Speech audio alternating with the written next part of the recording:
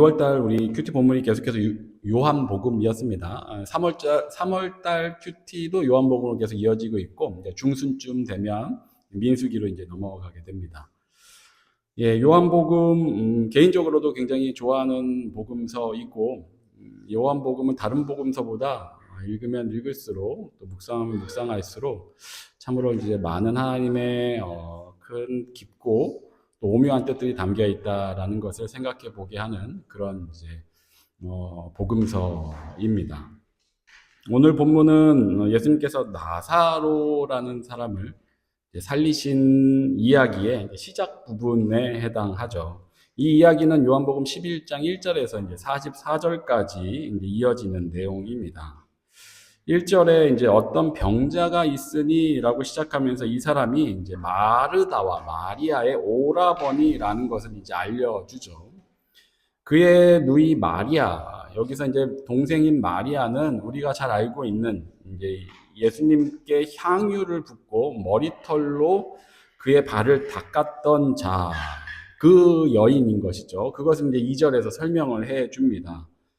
요한복음에서는 마리아가 향유를 붓고 그것을 이제 닦은 그 일이 바로 이제 이 다음 장 12장에 이제 등장을 하게 됩니다. 그러니 다른 복음서에서 언급했던 그 사람이 이 여인이다라는 걸 이제 얘기해주고 있는 상황인 것이죠.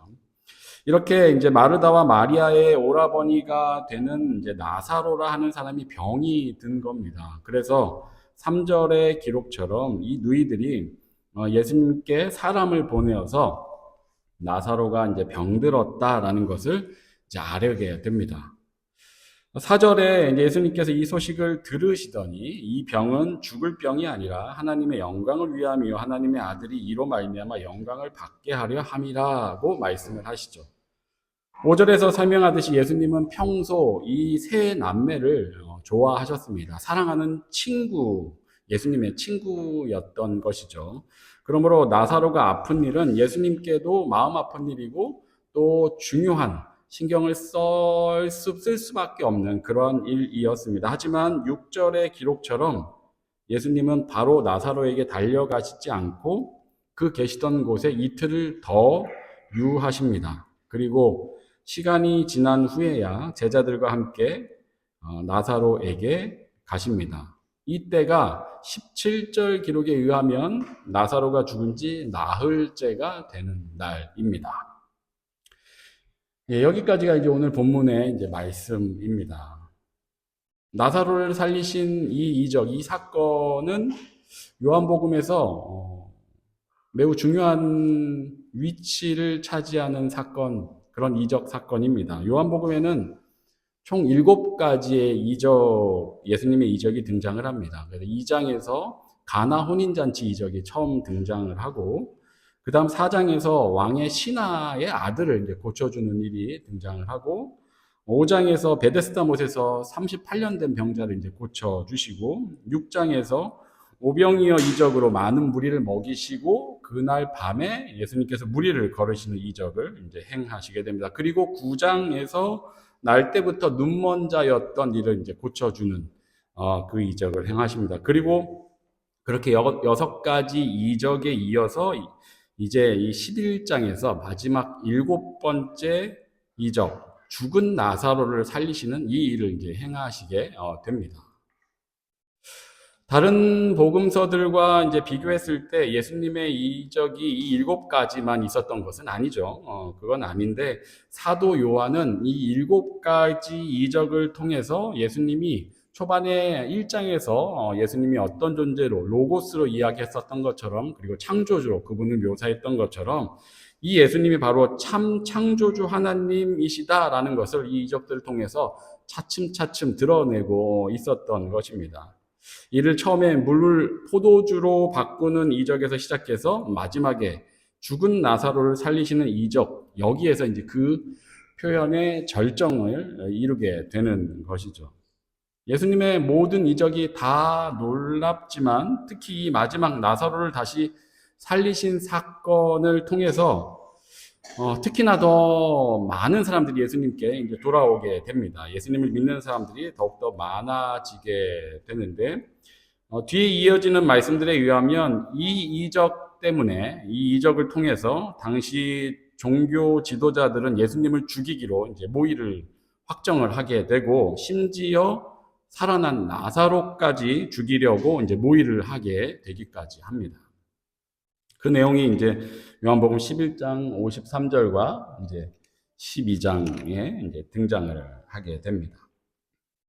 그렇게 나사로를 살리신 이 이적에서 절정을 이루고 예수님의 이적이 절정을 이루고 이제 이 이후에는 12장부터는 예수님께서 이제 예루살렘에 입성을 하시면서 순환을 당하시기까지 이야기들이 21장까지 쭉 이제 전개가 되게 됩니다. 이처럼 나사로를 살리신 사건은 예수님이 어떤 분이신지 특히 죽음까지도 다스리시는 분이심을 드러내는 매우 중요한 사건인 것이죠. 그런데 이런 중요한 사건에 대한 기록에 저는 뭐 개인적으로 좀 오개티처럼 들어 보이는 대목이 한 가지가 있습니다. 저에게는. 오늘 본문 6절에서 말씀하는 예수님께서 나사로가 병들었다는 소식을 들으시고 이틀을 더 기다리셨다가 가셨다는 것입니다. 나사로가 병들었다함을 들으시고 그 계시던 곳에 이틀을 더 유하시고, 예수님께서 이틀 더 기다렸다 가실 수 있으시죠. 당연히 그렇게 하실 수 있는 일인데, 그런데 아무리 생각을 해봐도 좀 부자연스럽습니다. 다른 복음서의 내용들을 포함해서 살펴보면 예수님이 언제 이적을 행하기 위해서 무슨 타이밍을 맞추려고 애쓰신 적이 있으셨던가요? 어떤 이적을 죄송합니다. 행하시기 위해서 때와 장소를 가리셔서 그 타이밍을 뭔가 맞추려고 하셨던 적이 이전에 있으셨던가요? 사마리아 여인을 우물가에서 만나시기 위해서 그 정오에 나오는 그 여인을 만나기 위해 내가 이 시간을 맞춰 가야지라고 하시면서 그 시간에 가셨던가요? 38년 된 병자를 고치기 위해서 그가 있는 그곳에 일부러 예수님께서 정해진 시간에 맞춰서 나갔다라는 묘사가 있었던가요? 무리를 걸어 오시려고 일부러 제자들을 보내셨던 건가요? 그리고 밤에 새벽까지 기도하시다가 무리를 걸어 오신 건가요?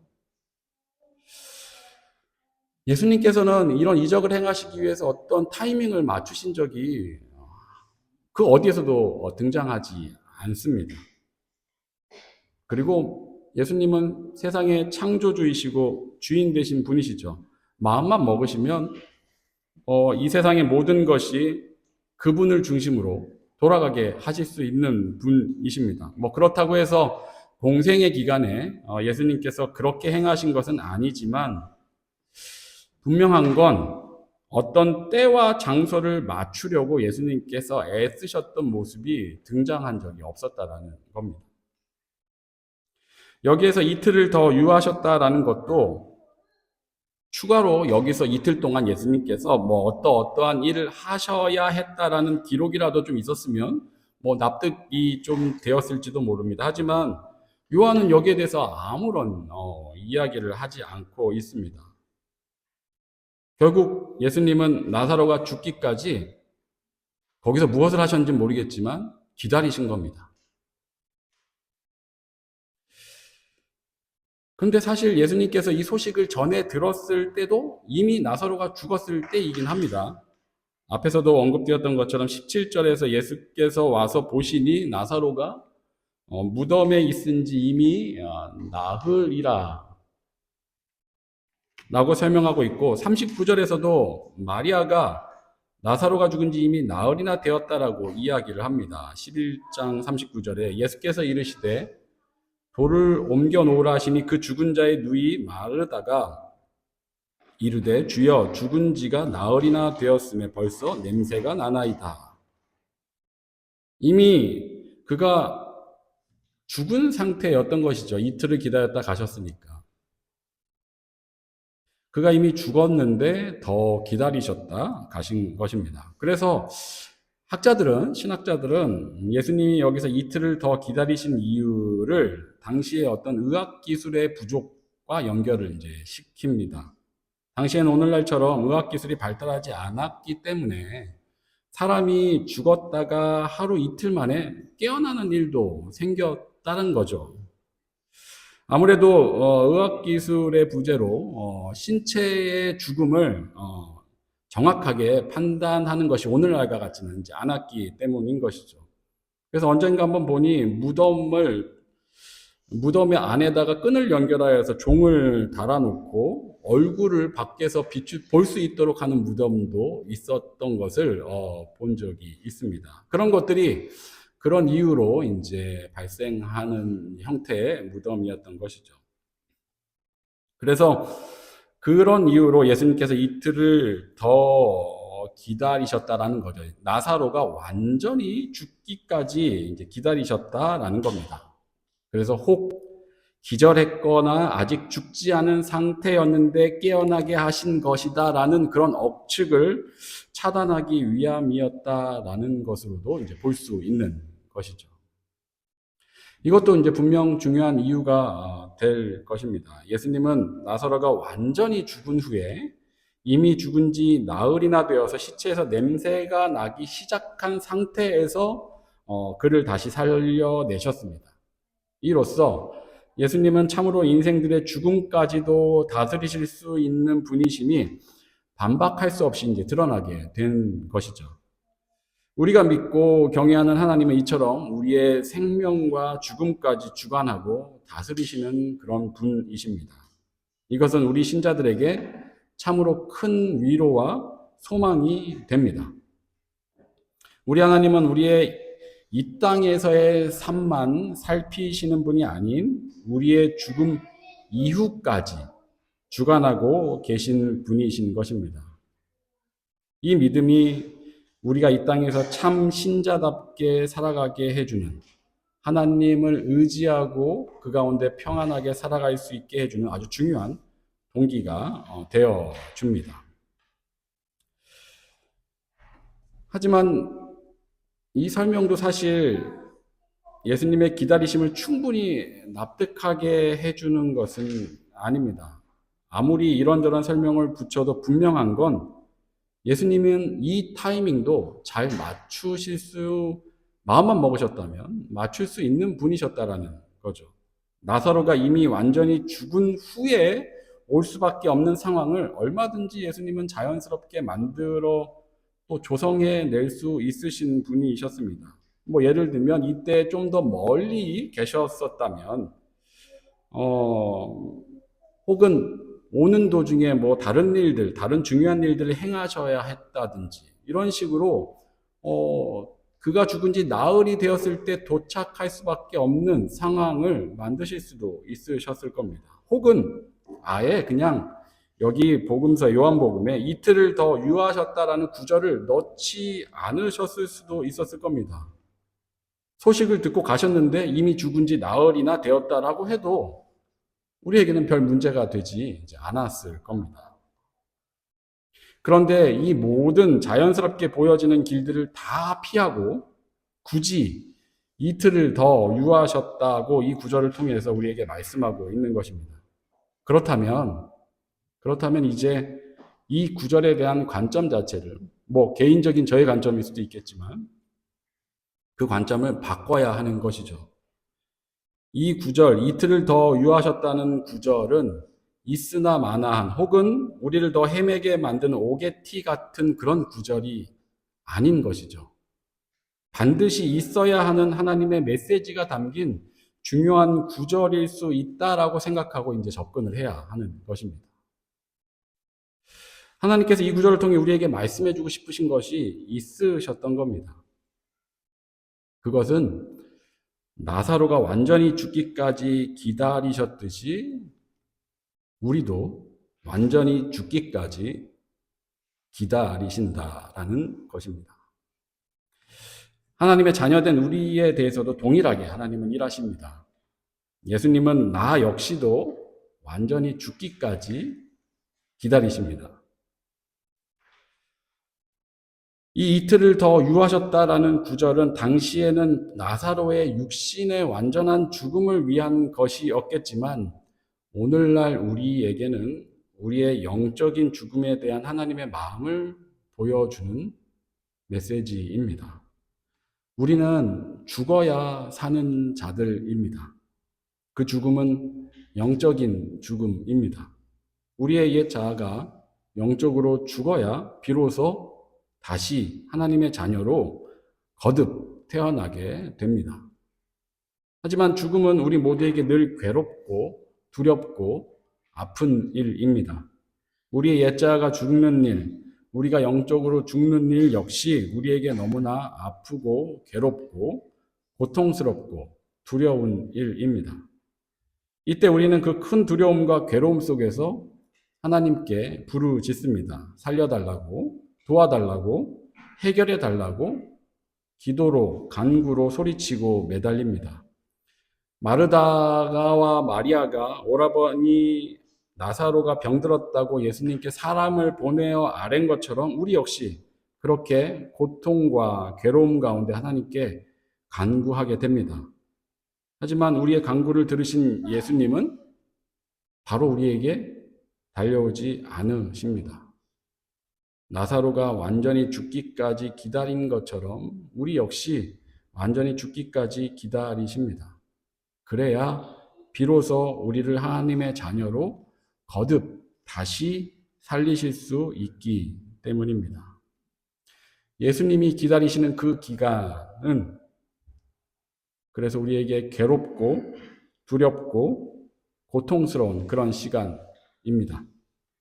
마르다와 마리아도 나사로가 죽기 전에 자신들에게 예수님께서 오지 않으신 것이 야속하게 느껴졌을 것입니다. 그래서 21절에 마르다는 예수님을 뵙자마자 이렇게 얘기합니다. 마르다가 예수께 여짜오되 주께서 여기 계셨더라면 내 오라버니가 죽지 아니하였겠나이다. 동생 마리아도 동일하게 아뢰입니다. 32절에 마리아가 예수 계신 곳에 가서 배웠고 그 발 아래 엎드려 이르되 주께서 여기 계셨더라면 내 오라버니가 죽지 아니하였겠나이다. 마르다도 마리아도 예수님이 자신들을 사랑하시는 걸 알고 있었습니다. 하지만 나사로가 죽기 전에 와 주시지 않으셔서 그가 죽게 된 것을 야속하게 느끼고 있었던 것입니다. 나사로가 죽기 전에 와 주셨으면 자신들의 오라비는 분명 죽지 않을 것이라고 확신했기 때문입니다. 하지만 예수님은 나사로가 완전히 죽기까지 기다리셨습니다. 나사로를 사랑하기 때문에 그가 완전히 죽기까지 기다리셨습니다. 우리 역시 마찬가지입니다. 우리도 믿고 확신합니다. 우리에게 죽음과 같은 고통과 아픔이 닥쳐올 때 하나님이 도와주시면 다 해결될 수 있음을 확신합니다. 그래서 매달립니다. 간구합니다. 하지만 우리가 여전히 내가 내 안에 살아있으면 예수님은 기다리십니다. 우리가 완전히 죽기까지 기다리십니다. 우리의 자아가 아직 죽지 않았을 때라면 우리가 완전히 죽을 때까지 기다리십니다. 그 기다림이 너무 힘겨워서 우리도 마르다처럼 마리아처럼 불평을 합니다. 하나님께서 도와주시면 이 일이 해결될 수 있다고, 하나님께서 그 상황에서 내 편이 되어주시면, 나와 함께 해주시면, 나의 힘이 되어주시면 그 모든 문제, 모든 괴로움 다 해결될 수 있다고 그렇게 하나님께 아뢰지만, 하지만 하나님은 기다리십니다. 그러는 동안 주변 이들의 조롱도 들립니다. 37절에 그중 어떤 이들은 말하되 맹인의 눈을 뜨게 한 이 사람이 그 사람은 죽지 않게 할 수 없더냐 라고 이야기하는 이들도 있었습니다.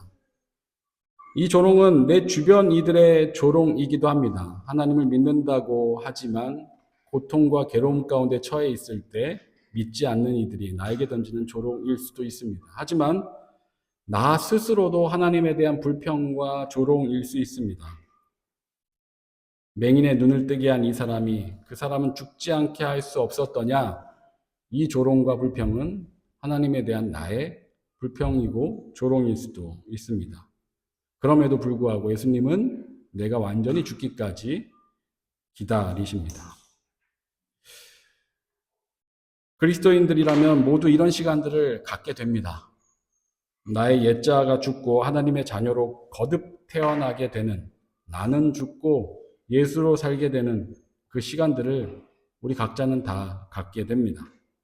이건 신앙생활에 있으면 좋고 없으면 그만인 그런 옵션과 같은 것이 아닙니다. 정도의 차이는 있겠지만 모두가 반드시 거쳐야 할 과정입니다. 그래서 이 기간은 신자들에게 광야와 같습니다. 광야 한가운데 서 있으면 하나님께서 나를 돌보지 않으시는 것 같고 심지어 하나님이 안 계신 것 같기도 합니다.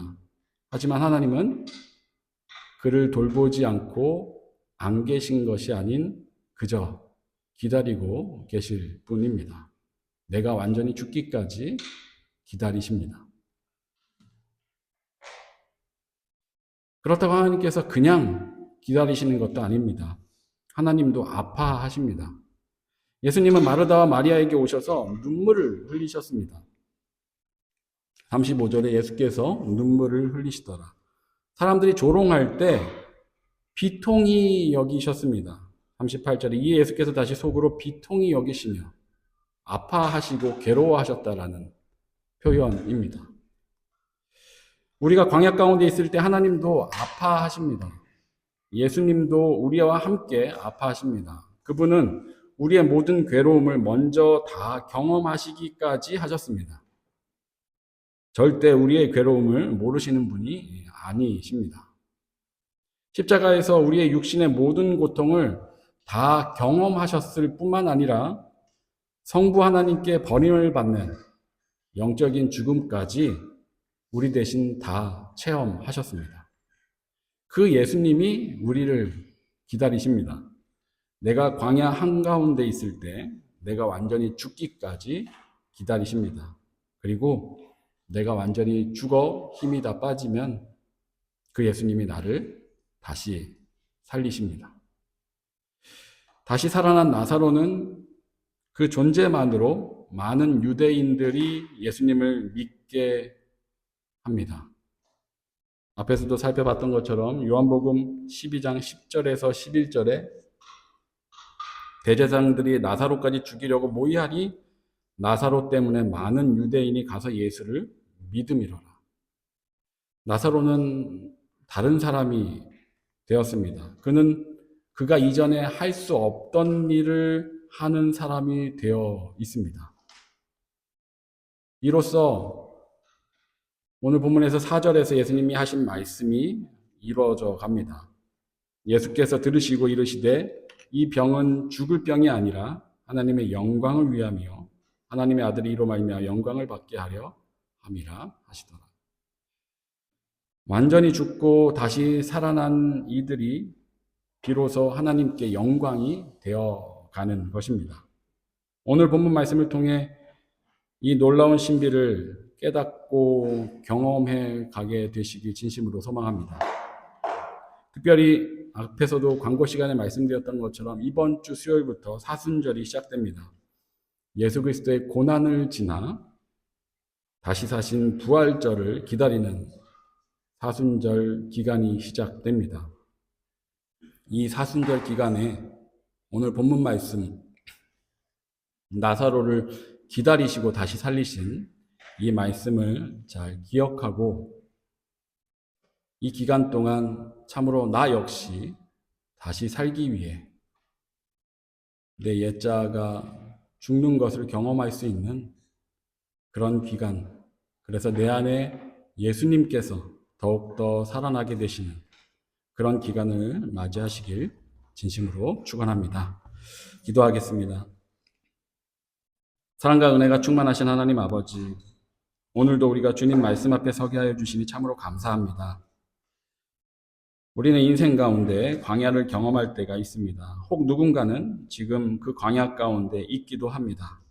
그런 우리들을 주님 긍휼히 여겨 주시옵소서. 그 광야 가운데 하나님의 침묵과 기다리심은 나를 진정으로 살리시기 위함이심을 우리가 깨닫게 하여 주시옵고, 하나님을 경외하고 섬긴다고 하면서 여전히 내 자아가 왕성하게 살아있다면 하나님의 그 침묵과 기다림 안에서 오늘 말씀의 그 신비를 경험하는 그런 우리 모두가 되게 하여 주시옵소서. 내가 진정으로 사는 길은 내가 죽는 것이라는 이 신비 안에서 거듭 태어나 하나님께 영광이 되는 우리 모두가 되게 하여 주시옵소서. 감사드리며 예수 그리스도 이름으로 기도합니다. 아멘.